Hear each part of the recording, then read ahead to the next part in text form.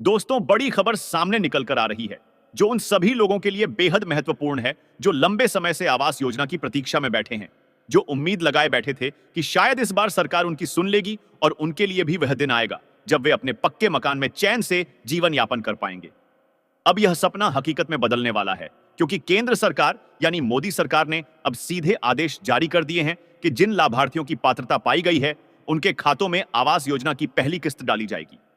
यह खबर उन सभी माताओं, भाइयों और बहनों के लिए है जो अभी भी कच्चे घरों में रह रहे हैं, जिनकी दीवारें अब भी बारिश में टपकती हैं, जिनके घरों की छतें टीन की हैं या बोरी बिछाकर ढकी जाती हैं, और जिनके सपनों का घर अब तक सिर्फ कागजों पर ही रहा है।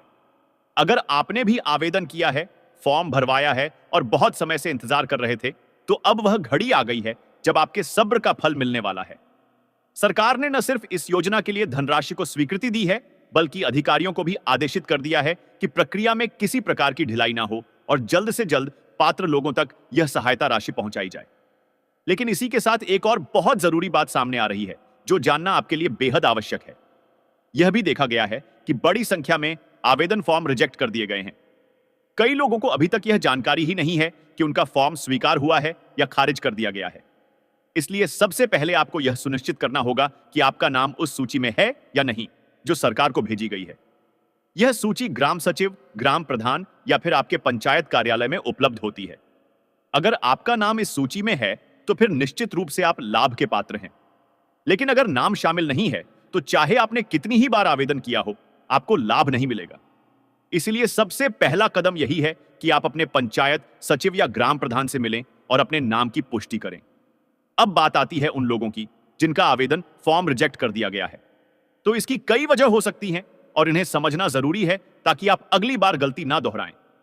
जैसे अगर आपके परिवार में पहले किसी एक सदस्य को आवास योजना का लाभ मिल चुका है, चाहे वह आपके माता पिता हो, बेटा या बेटी हो, तो आपकी पात्रता स्वतः समाप्त हो जाती है। इसके अलावा एक बहुत बड़ी गलती यह भी पाई गई है कि कुछ लोगों ने अपने पक्के मकान को कच्चा दिखाने की कोशिश की है। उन्होंने ऐसे फोटो अपलोड किए हैं जिससे यह लगे कि वह कच्चे मकान में रह रहे हैं, जबकि उनके पास पहले से पक्का मकान है। सरकार अब एआई आधारित सर्वेक्षण करा रही है, जिससे यह सब फर्जीवाड़ा तुरंत पकड़ में आ रहा है और ऐसे सभी आवेदन तत्काल प्रभाव से खारिज कर दिए जा रहे हैं। तो अगर आप वाकई में पात्र हैं और आपने सभी दस्तावेज सही तरीके से दिए हैं, फॉर्म को बिना किसी गलती के भरा है और सूची में आपका नाम भी शामिल है, तो आपको आवास योजना के तहत लाभ मिलना तय है। इस योजना के तहत 1,20,000 रुपए तक की सहायता राशि ग्रामीण क्षेत्रों में दी जाती है और शहरी क्षेत्रों में यह राशि 5 लाख रुपए तक पहुंच जाती है। यह राशि 3 किस्तों में दी जाती है। पहली किस्त तब मिलती है जब आपका नाम सूची में आ जाता है।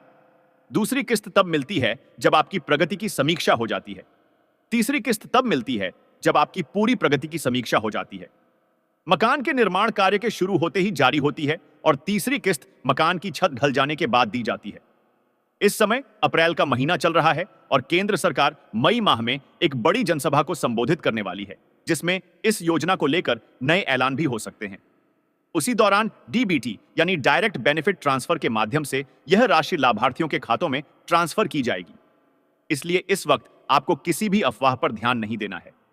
केवल अपने पंचायत सचिव से मिलकर नाम की पुष्टि करनी है और फिर धैर्यपूर्वक इस राशि के खाते में आने का इंतजार करना है। याद रखें, यह योजना सिर्फ एक सहायता नहीं है, यह आपके और आपके परिवार के बेहतर भविष्य की नींव है। जब आपके पास अपना पक्का घर होगा तो आपकी जिंदगी में स्थिरता आएगी, आपके बच्चों को पढ़ाई का बेहतर माहौल मिलेगा और सबसे बड़ी बात यह कि आप सम्मान के साथ जीवन यापन कर पाएंगे। इसीलिए अगर आप वाकई में इसके हकदार हैं तो बिल्कुल भी देरी मत कीजिए। जाकर सूची में नाम देखें और तैयार रहिए अपने सपनों के घर को हकीकत में बदलने के लिए।